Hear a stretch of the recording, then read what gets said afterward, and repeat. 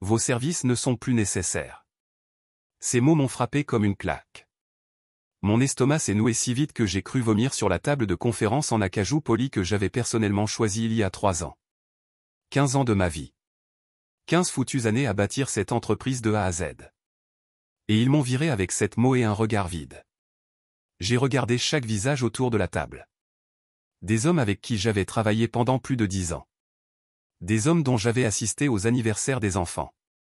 Des hommes qui m'appelaient à 2 heures du matin quand des projets partaient à volo, sachant que je réglerais leurs problèmes.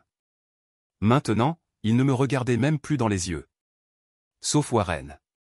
Le PDG, Warren Blackwood, me fixait droit dans les yeux, son visage masquant l'indifférence de l'entreprise qui ne masquait pas tout à fait le léger tressaillement au coin de sa bouche. Satisfaction. Ce salaud était satisfait. Je m'appelle Maggie Lanner. J'ai 43 ans et, jusqu'à 9h17 ce mardi matin, j'étais directrice de l'exploitation de Meridian Healthcare Solutions. Nous avons décidé de donner une nouvelle direction à l'entreprise, a poursuivi Warren, sa voix emplie de ce sérieux de PDG expérimenté qui m'avait autrefois impressionné. Ethan prendra votre place. À compter de maintenant. Ethan. Ethan Donovan. Le gendre de Warren, qui travaillait dans l'entreprise depuis 7 mois. Le même Ethan qui m'avait demandé la semaine dernière ce que signifiait IPA. Le même Ethan qui avait été nommé vice-président le lendemain de son mariage avec Kira, la fille de Warren. Je vois, c'est tout ce que je parvins à dire. Ma voix semblait lointaine, même à mes propres oreilles. Et quand exactement le conseil d'administration a-t-il voté là-dessus? J'ai lancé un regard appuyé à Thomas, notre directeur financier, qui m'avait envoyé un SMS la veille au sujet de notre rituel café de l'après-midi. Thomas a soudain trouvé son bloc-notes fascinant. C'était décidé hier soir. Séance d'urgence. Une séance d'urgence dont je n'étais pas informé. Une séance où ils ont voté pour me remplacer par un ex-fils de fonds spéculatif de 32 ans, dont le plus grand accomplissement a été d'être né avec les bonnes relations et d'avoir épousé la femme idéale. Les RH ont préparé votre indemnité de départ. Warren glissa une épaisse enveloppe Kraft sur la table. Généreux, je pense que vous le constaterez. Nous ne sommes pas des monstres, Maggie. Non, les monstres seraient plus honnêtes quant à leurs intentions. Je n'ai pas touché l'enveloppe. 15 ans, ai-je dit doucement. J'étais là quand nous avions 17 employés travaillant dans cet entrepôt reconverti de Somerville. J'ai personnellement signé notre premier contrat hospitalier. J'ai pris l'avion pour Singapour suite à une intoxication alimentaire pour sauver le contrat Eastwood alors que personne d'autre n'y parvenait. La pièce devint inconfortablement silencieuse. Je pouvais presque sentir leur culpabilité collective, amère et métallique. Nous apprécions vos contributions, répondit Warren d'un ton machinalement. Mais Meridian a besoin de nouvelles perspectives. Le paysage de la santé est en pleine mutation. De nouvelles perspectives, répétai-je. Il voulait dire que sa fille voulait que son mari occupe un bureau d'angle. Il voulait dire que j'étais devenue trop puissante, trop essentielle. Il voulait dire que je le menaçais. Je me suis levé, les jambes étonnamment stables malgré le tremblement de terre qui se produisait en moi. Je vais vider mon bureau. Pas besoin de se presser, a dit Warren avec une gentillesse artificielle. Prenez votre journée. La sécurité vous aidera. Sécurité. Comme si j'allais voler quelque chose. Comme si je n'avais pas tout donné à cette entreprise. Week-end, vacances, relations qui se sont étiolées à force de travailler. J'avais manqué le dernier anniversaire de mon père pour clôturer notre financement de série B. J'avais repoussé la congélation de mes ovules jusqu'à ce qu'il soit trop tard, car l'année prochaine serait plus calme. Ma vie était devenue Meridian. Et maintenant, il m'escortait dehors comme une criminelle. Je suis retourné à mon bureau, esquivant les regards curieux de mon équipe. Mon équipe? Plus maintenant. Les nouvelles circulent vite dans les couloirs de l'entreprise, un télégraphe numérique de murmures et de messages Slack. Déjà, je sentais les gens s'éloigner, réévaluer leurs allégeances. À midi, mes plus proches alliés enverraient des courriels de félicitations à Ethan. Mon bureau, avec sa vue sur la Charles River, que j'avais rarement le temps d'admirer, me semblait soudain étranger. Les récompenses accrochées au mur, les photos de famille principalement des nièces et des neveux, sans enfants, les talons d'urgence sous le bureau, objet d'une vie dont j'avais été exilé. J'ai pris un carton dans le placard à fournitures et j'ai commencé l'humiliant processus de rangement.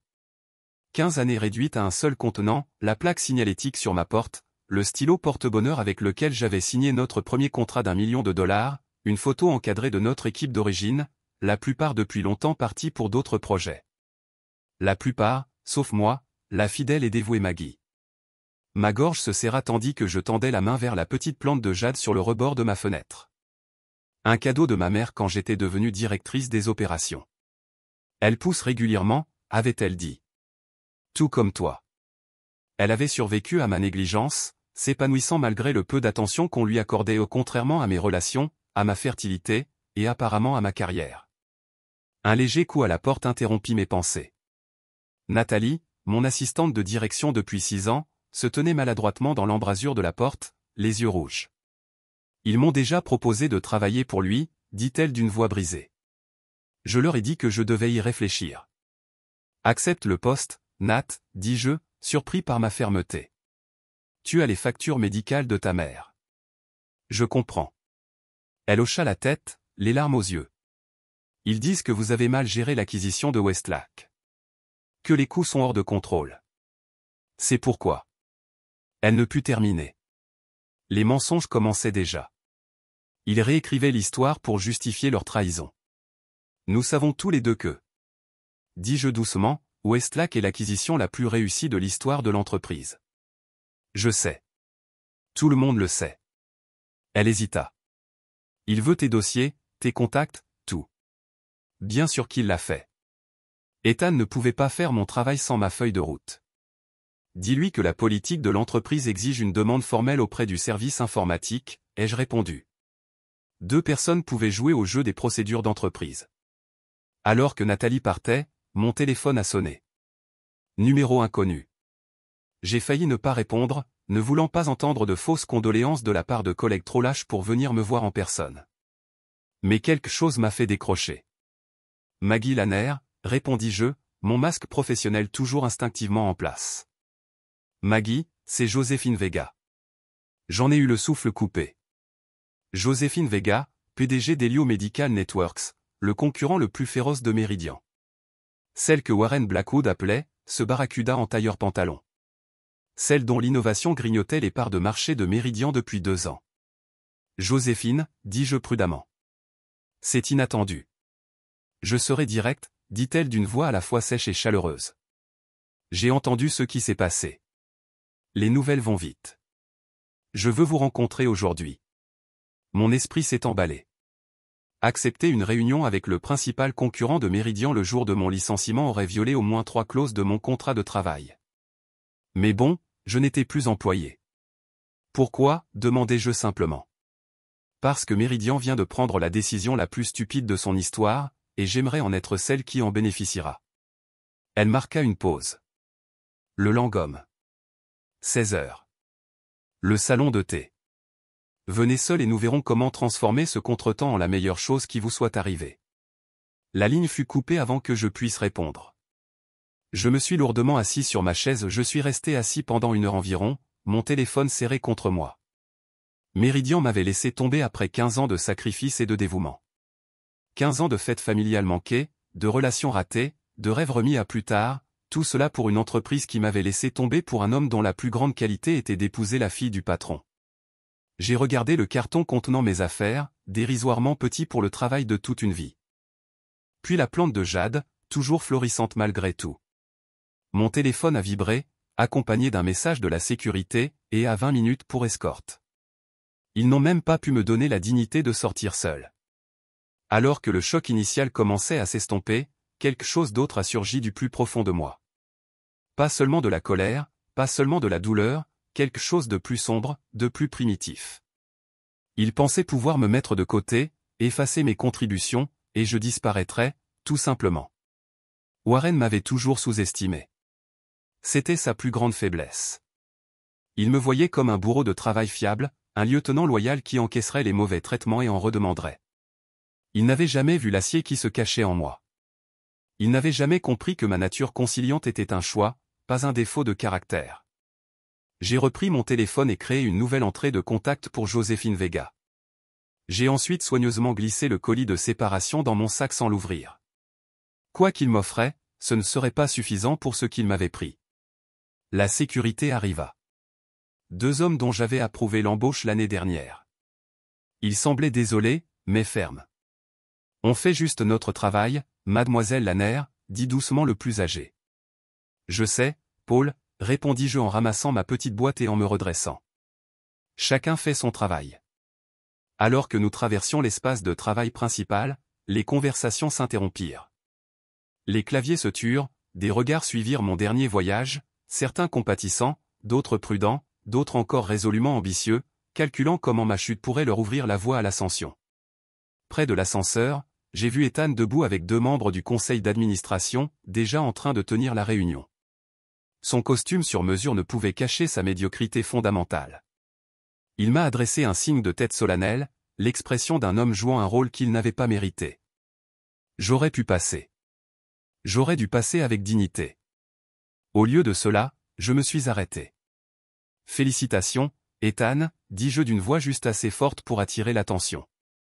Une petite question avant de partir. Te souviens-tu de ce que signifie IPA? Son visage rougit. Les membres du conseil d'administration semblaient perplexes. Je suis sûr qu'Ethan connaît tout sur les réglementations de conformité, a rapidement proposé l'un d'eux.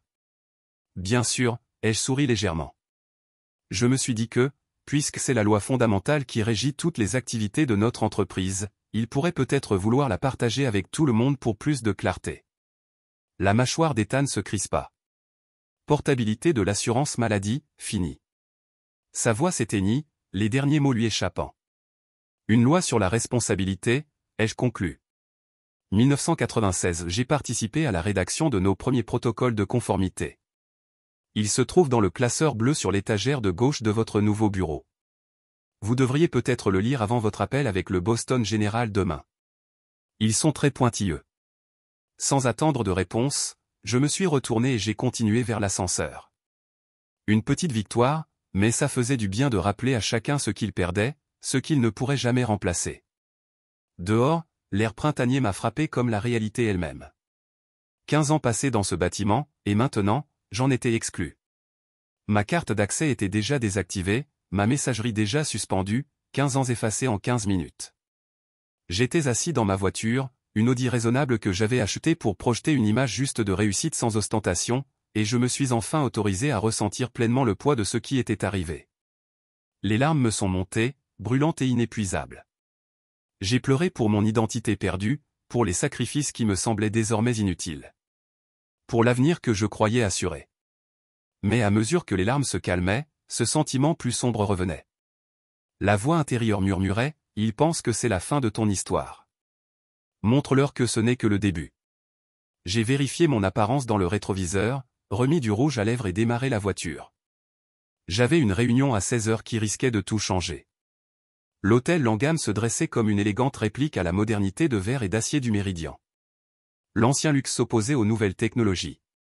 Je me sentais étrangement à l'aise parmi ses boiseries polies et son service discret, peut-être parce que l'hôtel et moi avions tous deux assisté à l'essor d'empire tout en préservant notre dignité. Dans le salon de thé, Joséphine Vega était assise seule à une table dans un coin. À 55 ans, elle respirait l'assurance d'une femme qui n'avait jamais caché son ambition. Ses cheveux noirs aux mèches argentées étaient coupés en un carré net qui encadrait un regard intelligent. Elle se leva à mon approche. « Maggie », dit-elle en lui tendant la main. « Merci d'être venue. » Sa poignée de main était ferme mais sans agressivité, confiante mais sans domination. Tout en elle reflétait une femme à l'aise avec son pouvoir. « J'étais curieuse », répondis-je en m'asseyant. « Et franchement, je n'avais rien de mieux à faire aujourd'hui. » Elle sourit de ma franchise.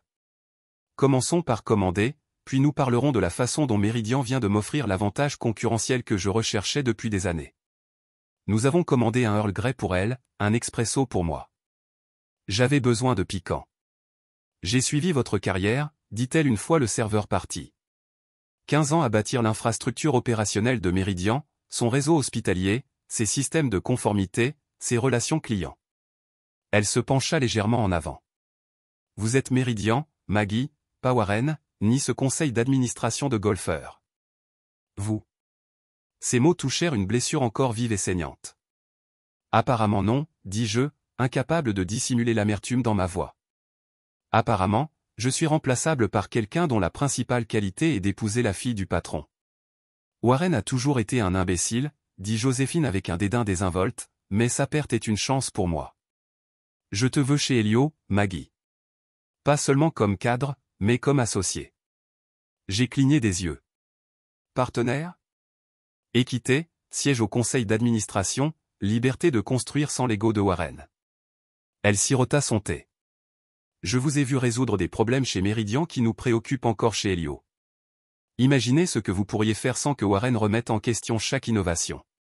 L'offre était stupéfiante par son audace, mais j'avais passé 15 ans à développer un scepticisme salutaire.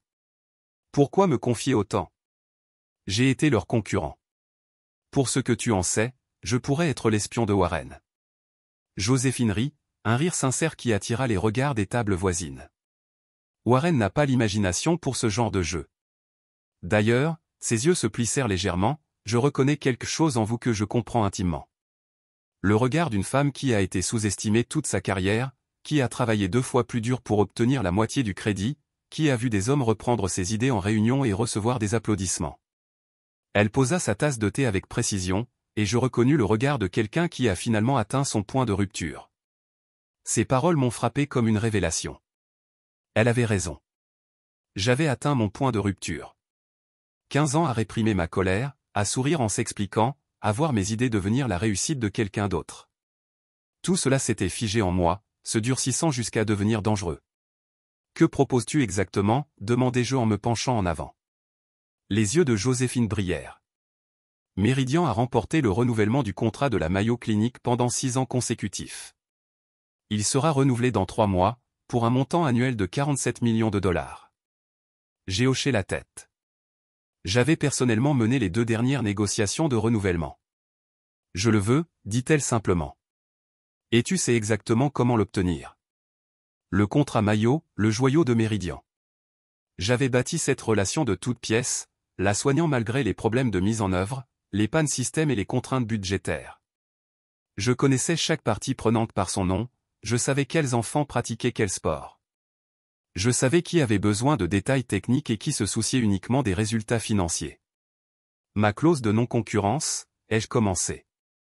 C'est agressif, mais finalement limité, conclut Joséphine.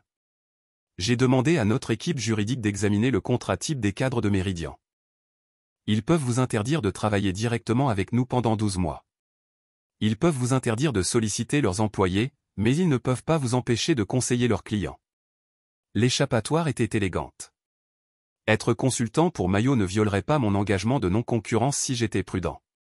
Et même si Mayo changeait de fournisseur après avoir reçu mes conseils de consultant, quelque chose clochait quand même.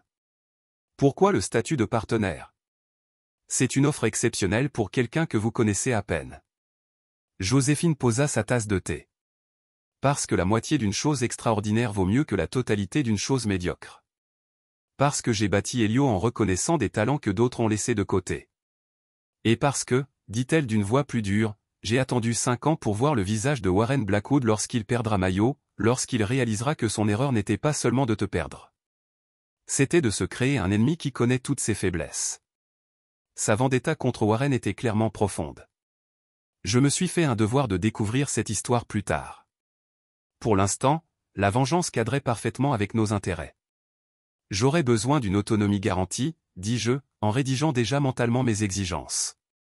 Ma propre équipe, aucune interférence dans la façon dont je construis mes relations. Fait. Et une clause de protection de 2 ans si le partenariat ne fonctionne pas. Raisonnable. J'ai pris une grande inspiration. Pourquoi m'ont-ils vraiment viré, Joséphine? Tu as des oreilles partout. Quelle est la vraie histoire? Elle m'a considéré un instant, pesant le pour et le contre. L'acquisition de Lindal, a-t-elle finalement dit. Warren prévoit de l'annoncer le mois prochain. Une transaction de 2,7 milliards de dollars, la plus importante de l'histoire de l'entreprise. Mais leurs protocoles de sécurité sont un désastre. Des violations potentielles de la loi IPA partout. Vous l'auriez repéré instantanément. Vous avez exigé qu'ils corrigent le problème avant la finalisation. Le groupe Lindal. Bien sûr, l'étoile montante des systèmes de gestion des ordonnances, avec une interface utilisateur tape à accent grave l'œil masquant des failles de sécurité fondamentales. J'avais mis en garde Warren contre toute tentative de les poursuivre il y a 6 mois. Ethan ne verra pas les problèmes de conformité, ai-je réalisé à voix haute. Il se concentrera sur les chiffres superficiels. Joséphine hocha la tête. Warren avait besoin que tu partes avant la vérification préalable. Tu étais le seul cadre à ne pas se laisser intimider ou séduire pour ignorer les problèmes. La trahison m'a fait mal plus profondément, sachant qu'il m'avait renvoyé non pas malgré mes compétences, mais à cause d'elle. Je n'étais pas seulement gênant pour une nomination népotique. J'étais dangereux pour leurs ambitions insensées. J'ai besoin de réfléchir, ai-je finalement dit. Ce n'est pas seulement une décision professionnelle. C'est une réinvention complète, a-t-elle conclu. Je comprends. Prends 48 heures, puis appelle-moi. Elle glissa une carte de visite sur la table. Mais n'oublie pas que ta valeur marchande est à son maximum en ce moment, tant que tes connaissances sont fraîches et que tu as l'occasion de. Elle marqua une pause délibérée. La correction de l'injustice est plus efficace avant que les relations que vous avez construites ne soient consolidées. Correction de l'injustice. Une expression tellement civilisée pour ce que je pensais. En quittant le Langham, la soirée printanière était chargée de promesses. Mon téléphone vibrait de messages inquiets d'anciens collègues, les plus courageux, qui me tendaient la main malgré le risque. Je les ignorais tous, traversant Cambridge sans but précis, l'esprit explorant des scénarios à toute vitesse. J'ai atterri à Montrose Point, un petit point de vue où je déjeunais parfois lorsque les murs du bureau se refermaient. La rivière Charles coulait en contrebas, constante et calme. De l'autre côté de l'eau se dressait le bâtiment Méridien, dont les étages supérieurs étaient encore éclairés. Alors que la journée de travail se poursuivait sans moi, mon téléphone sonna à nouveau. Cette fois, un nom inattendu, le docteur Eileen Sawyer, médecin-chef de la Mayo Clinic. Maggie. Sa voix familière semblait inquiète. Je viens d'apprendre. Vous allez bien? Eileen et moi avions développé bien plus qu'une simple relation client au fil des années de collaboration. Nous avions partagé des nuits blanches pour résoudre des problèmes d'intégration de systèmes, échanger des recommandations de livres et célébrer l'entrée de sa fille à la faculté de médecine. Je réfléchis encore, ai-je admis. Comment as-tu entendu? Warren m'a appelé personnellement pour m'assurer que rien ne changerait à notre service. Son ton exprimait clairement son opinion sur cette conversation. Il a dit que son gendre prendrait personnellement en charge la relation. Et je lui ai dit que nous devions évaluer nos options avant de nous engager à renouveler notre contrat. La fermeté de sa voix était indéniable. Maggie, nous avons choisi Méridien grâce à toi. Ta compréhension de nos besoins, ta transparence en cas de problème, ton approche axée sur les solutions plutôt que sur les excuses. Mon cœur se gonflait de joie. Cela signifie beaucoup, Eileen. C'est plus qu'une question de sentiment. Le processus de renouvellement commence dans 3 mois, mais nous commençons déjà l'évaluation des fournisseurs. Nous apprécierions votre point de vue unique. C'était l'invitation la plus directe qu'elle pouvait éthiquement proposer. Je serai peut-être bientôt disponible pour une consultation indépendante, ai-je dit prudemment. Une fois ma transition terminée. Excellent. Mon assistante vous recontactera la semaine prochaine. Elle marqua une pause. Pour ce que ça vaut, Maggie. Leur perte est le gain de quelqu'un d'autre. Souvenez-vous-en. Après avoir raccroché, je me suis assis à regarder le bâtiment Méridien tandis que l'obscurité tombait et que les lumières du bureau s'éteignaient une à une. 15 années de ma vie dans cette tour de verre. 15 années de réussite qu'il pensait pouvoir effacer. Je repensais à l'expression suffisante de Warren. À la confiance imméritée d'Ethan, aux membres du conseil d'administration qui refusaient de me regarder dans les yeux, à tout ce que j'avais sacrifié pour une entreprise qui m'avait abandonné comme du marc de café. J'ai pris ma décision. Le lendemain matin, j'ai signé le contrat de partenariat de Joséphine. Dans l'après-midi, j'avais un bureau dans les locaux d'Elio à Cambridge, délibérément choisi pour être visible depuis le bureau de Warren, de l'autre côté de la rivière. Le soir, j'ai rédigé une proposition de consultant pour la Mayo Clinic, qui respectait scrupuleusement les limites de ma clause de non-concurrence. 3 jours après avoir été licencié, j'ai reçu un SMS de Nathalie, mon ancienne assistante. Ethan, impossible de trouver la documentation d'intégration de Westlac. Réunion du conseil d'administration désastreuse. Warren est furieux. J'ai souri. La documentation Westlac était bien présente. Elle était exactement là où elle devait être, classé sous « Note d'acquisition au Westlac final » sur le disque partagé. Mais sans mes connaissances institutionnelles, sans ma cartographie mentale de 15 ans de systèmes et de processus, trouver quoi que ce soit chez Meridian équivaudrait à naviguer dans un labyrinthe les yeux bandés. Je n'avais rien saboté. J'avais simplement cessé d'être leur atlas. Une semaine plus tard, j'ai lancé mon cabinet de conseil, soigneusement structuré avec l'aide de l'équipe juridique de Joséphine. Mon premier client, la Mayo Clinique. Mon projet spécifique, évaluer les systèmes de gestion des soins de santé en vue du prochain renouvellement de leur contrat. 2 semaines plus tard, j'ai reçu un autre SMS de Nathalie. Ils ont perdu le compte de l'hôpital Arborview aujourd'hui. Le directeur financier panique. Arborview hésitait depuis des mois. J'étais celui qui rassurait leur équipe d'approvisionnement, apaisait leurs inquiétudes et les maintenait à flot. Sans moi, la relation s'était instantanément détériorée. Je ne débauchais pas directement les clients de Meridian. Je n'en avais pas besoin. Les relations avaient toujours été personnelles, fondées sur la confiance en moi, et non sur le logo de l'entreprise. Sans ma gestion, les clients s'éloignaient naturellement, réclamant le même niveau de service auquel ils s'étaient habitués.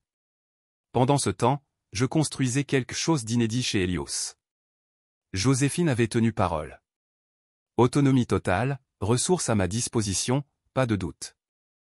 J'ai recruté 3 analystes clés sous-évalués chez Meridian, en planifiant soigneusement leur recrutement afin d'éviter toute violation des règles de non-sollicitation.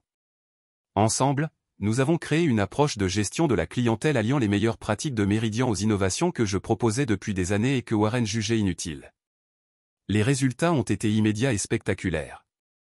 Dès le 2e mois, nous avions conquis 2 systèmes hospitaliers de taille moyenne qui figuraient sur la liste des prospects de Meridian depuis des années, non pas en attaquant Meridian, mais en proposant une solution supérieure, une solution que j'avais toujours voulu construire, mais que j'avais été empêché de créer.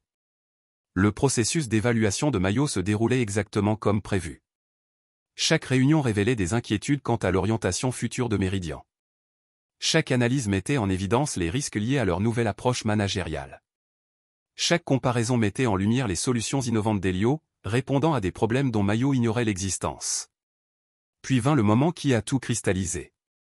Je travaillais tard dans mon nouveau bureau, les lumières de Meridian visibles de l'autre côté du fleuve, quand mon téléphone a sonné, un numéro que je ne connaissais pas.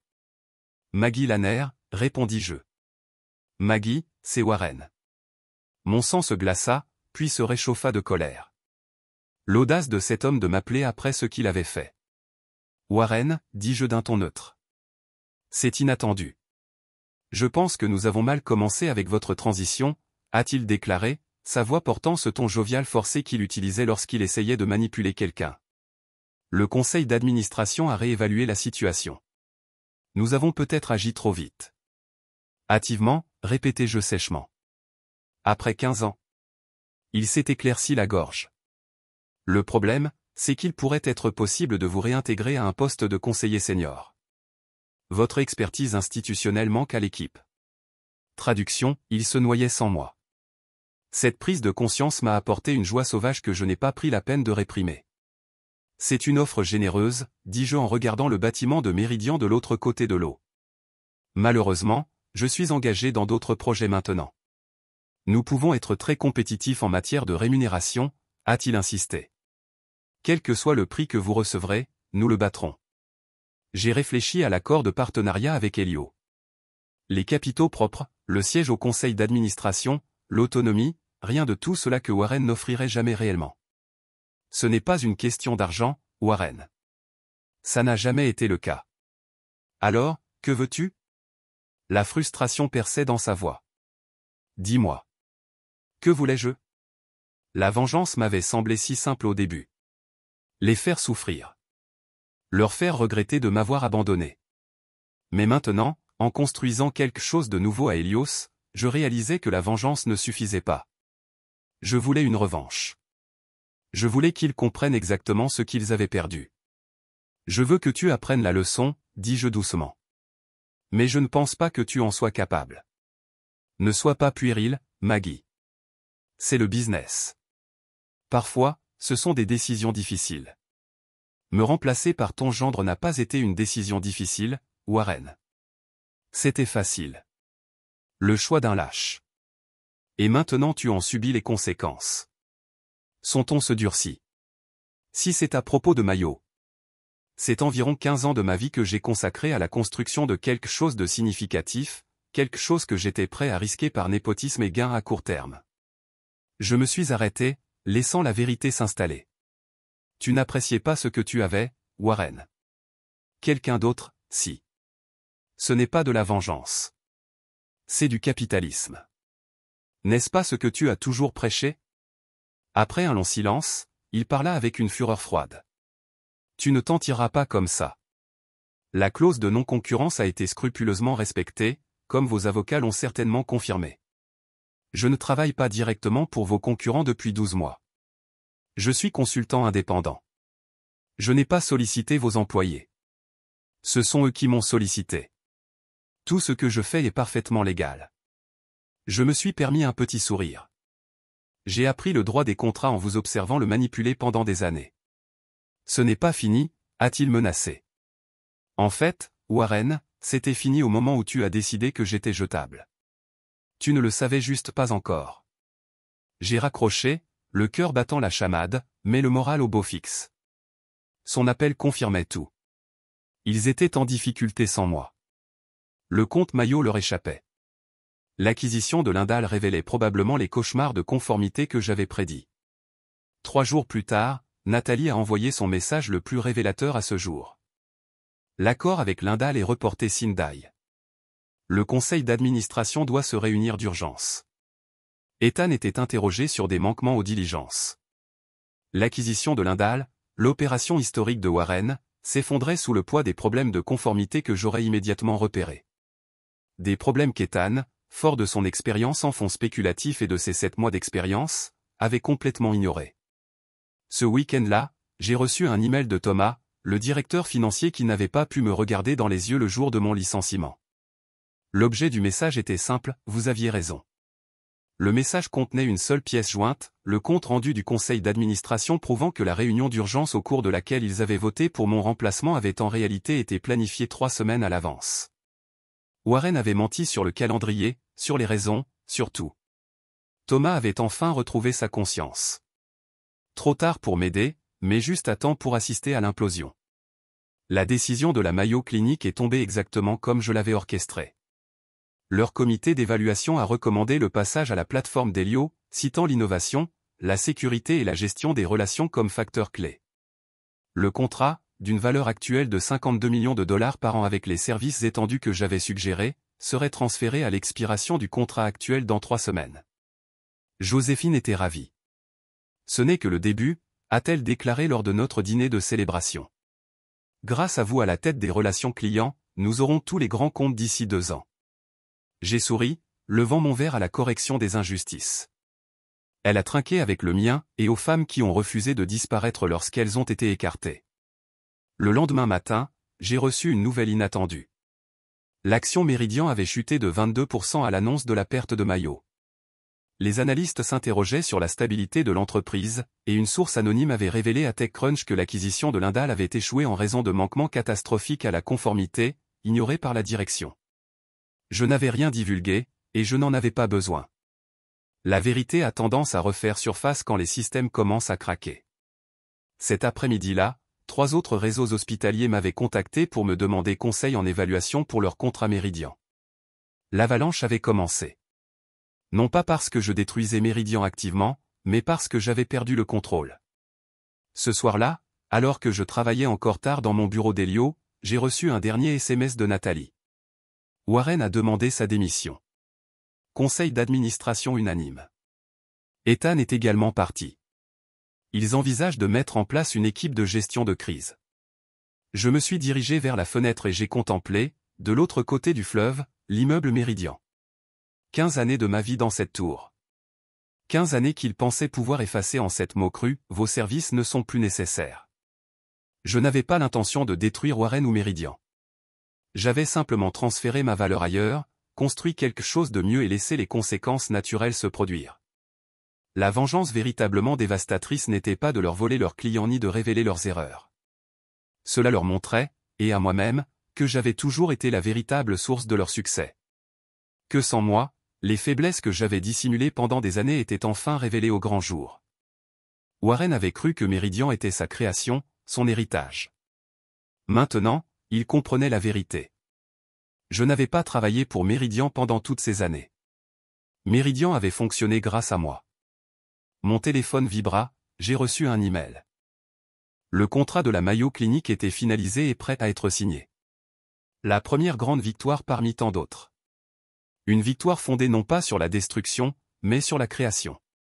Enfin reconnu à ma juste valeur, je signai le document, puis jetai un dernier coup d'œil au bâtiment Meridian, de l'autre côté de la rivière. Sa lumière semblait plus faible, sa présence moins imposante. Au revoir, Warren, murmurai-je à la fenêtre. Tes services ne sont plus requis. Avez-vous déjà été sous-estimé, ignoré malgré vos contributions, remplacé par quelqu'un de moins qualifié mais mieux connecté? J'aimerais connaître votre témoignage dans les commentaires ci-dessous. Qu'auriez-vous fait à ma place? Auriez-vous accepté l'offre de Joséphine ou essayé autre chose? Et comment se relever lorsqu'une entreprise que vous avez contribué à bâtir décide soudainement que vous êtes superflu? Si cette histoire vous a interpellé, abonnez-vous pour découvrir d'autres témoignages crus et honnêtes de trahison professionnelle et de justice bien méritée. Parfois, la vengeance la plus puissante ne consiste pas à détruire ce qui vous a blessé. Il s'agit de reconstruire quelque chose de meilleur à partir des cendres de ce que vous avez perdu.